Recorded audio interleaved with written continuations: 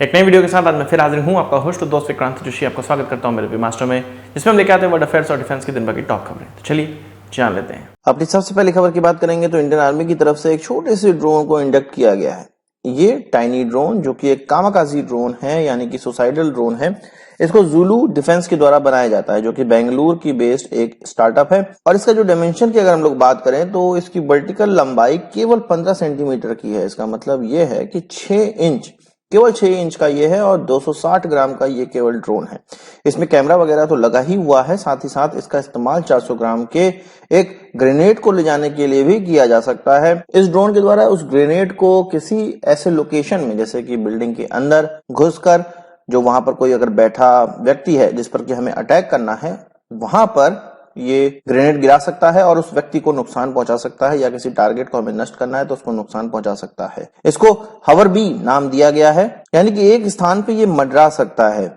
ये हल्का होने के साथ साथ बहुत छोटा होने की वजह से किसी की आंखों में नहीं आता है और इसका इस्तेमाल पर्सनल रिकॉनेसेंस सिस्टम की तरह भी किया जा सकता है।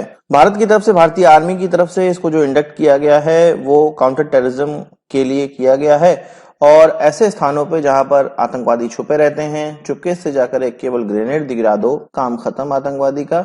और परेशान होने की जरूरत है नहीं, ज्यादा बहुत बड़ा इनकाउंटर करने की आवश्यकता है नहीं, सीधे वहां पर जाकर बम गिरा दो। आपको इस पर क्या कहना है कमेंट बॉक्स में जरूर बताइएगा। भारतीय आर्मी की बात ही चली है तो अर्जुन MK1A की बात कर लेते हैं, जो कि अर्जुन टैंक के ही एक उन्नत वेरिएंट है, जिसमें कि कई प्रॉब्लम्स थी, उनको दूर करके MK1A बनाया गया है। जिस तरह से तेजस MK1A बनाया गया है, और सेम तेजस MK1A वाली ही प्रॉब्लम अब इस अर्जुन MK1A में आने लगी है। वो है इंजन की। इसमें जर्मन कंपनी का 1400 HP का MTU का MB838KA501 V10 डीजल इंजन इस्तेमाल किया जाता है, जो कि बहुत समय से इस्तेमाल किया जा रहा है। और इस टैंक की जो इनिशियल डिलीवरी थी वो 2024 में एक्सपेक्ट की गई थी और ये माना जा रहा था कि इसने डिलीवर कर देंगे। और हैवी व्हीकल फैक्ट्री जो कि अवधि चेन्नई में है, उसके द्वारा इसका मैन्युफैक्चरिंग भी अच्छे सुचारू रूप से किया जा रहा था। पर प्रॉब्लम यहाँ पर आ गई जर्मनी से सप्लाई होने वाले इंजन की। वो कम संख्या में है और HVF जो कि इसको बनाती है वो ये कह रही है कि 12 की संख्या में अर्जुन MK1A ले लो। अमेरिका से ये कह रही है, और ये टैंक पुराने स्पेयर इंजन के साथ दिए जा रहे हैं, क्योंकि नए इंजन उनके पास है नहीं और ज्यादा संख्या में वो डिलीवर कर नहीं सकते हैं।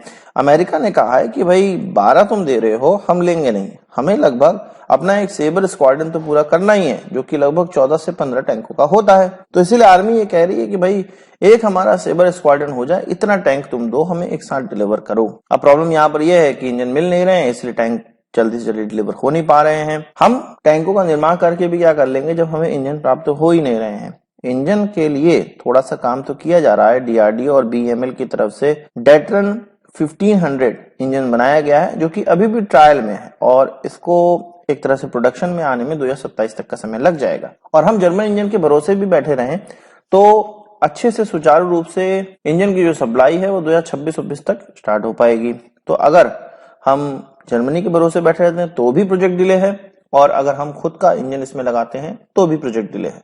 और 3-4 साल कहीं नहीं गए हैं इस टैंक के डिले होने में, पूरी क्वांटिटी की अगर डिलीवरी की बात करी जाए तो इस तरह की डिफेंस इक्विपमेंट में हमारे परेशानी चल रही है। आपका इस पर क्या कहना है कमेंट बॉक्स में जरूर बताइएगा। पर ऐसा नहीं है कि भारत हर जगह पिछड़ रहा है।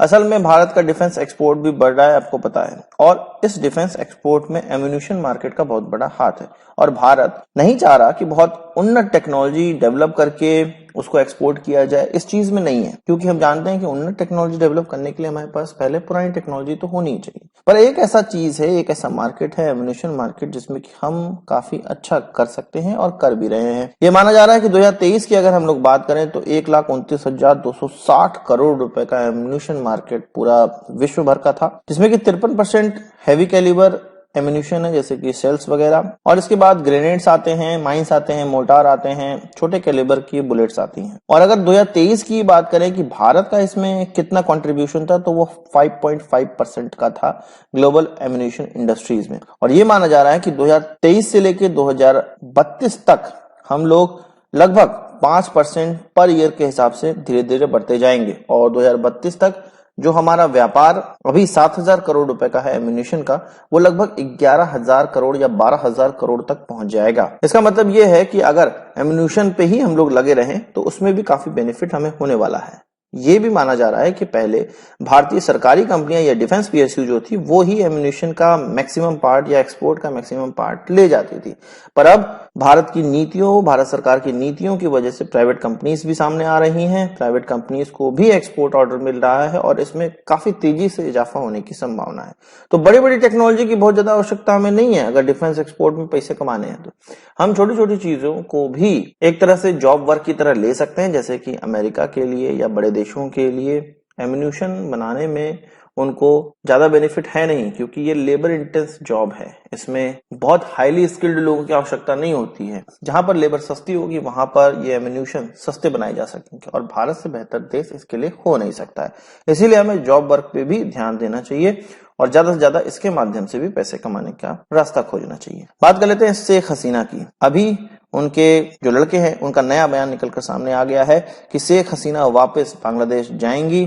कब जाएंगी ये क्लियर नहीं कहा सकता है। रिटायर्ड होके या एक्टिव पॉलिटिशियन बन के जाएंगी ये भी क्लियर नहीं है। उनसे जब ये पूछा गया कि कुछ दिन पहले या 2 दिन पहले तो आप ये कह रहे थे कि शेख हसीना वापस बांग्लादेश नहीं जाएंगे, तो उनका ये कहना था कि ऐसा उनको लग रहा था और 2-3 दिनों में ऐसे सिनारियो बने हैं कि शेख हसीना वापस बांग्लादेश जाएंगी। एक बार जब डेमोक्रेसी वहां पर आ जाएगी, चुनाव वगैरह हो जाएंगे, तब हम जरूर जाएंगे। उनका ये भी कहना है कि आवामी लीग के जो नेता हैं उनसे लगातार वो टच में है और आगे अगर कोई चुनाव होता है तो वो भारत से रिक्वेस्ट करते हैं और भारत को इंश्योर करने के लिए कहते हैं कि आवामी लीग को भी पूरा मौका मिले, इंटरनेशनल कम्युनिटी में दबाव बनाया जाए कि डेमोक्रेसी वहां पे बहाल करनी है, और ये भी दबाव बनाया जाए कि जो भी लीडर्स हैं आवामी लीग के जिनको की मारा जा रहा है, भगाया जा रहा है, उनको भी डेमोक्रेसी में और चुनाव में भाग लेने का मौका मिल सके। उनका ये कहना है कि शेख हसीना ने ना यूएस ना यूके कहीं भी असाइलम के लिए अभी अप्लाई नहीं किया है। अभी भारत में ही कुछ दिन वो रहना चाहती हैं। तो हम ये मान सकते हैं कि भारत के अंदर आने के बाद शेख हसीना का कॉन्फिडेंस बढ़ा है और वो फिर से बांग्लादेश जाने की बात कर रही हैं या बांग्लादेश जाना चाहती हैं। ये कुछ उसी प्रकार से हो गया जैसे कि नवाज शरीफ, जब नवाज शरीफ के लायक पाकिस्तान में माहौल बना तो वो वापस आया। हाँ, भले ही प्रधानमंत्री नहीं बना हुआ है पर माहौल तो उसके लिए अब बन ही गया है। उसी तरह शेख हसीना भी इंतजार करेंगी। बात पाकिस्तान की चली है तो पाकिस्तान की सोशल मीडिया में जो मीम्स आ रहे थे कि भाई बांग्लादेश जैसी स्थिति पाकिस्तान की है या पाकिस्तान की स्थिति बांग्लादेश जैसी है, इस तरह के मीम से आसिफ मुनीर गुस्सा आ गए हैं। कह रहे भाई बांग्लादेश से हमें कंपेयर करने की आवश्यकता नहीं है।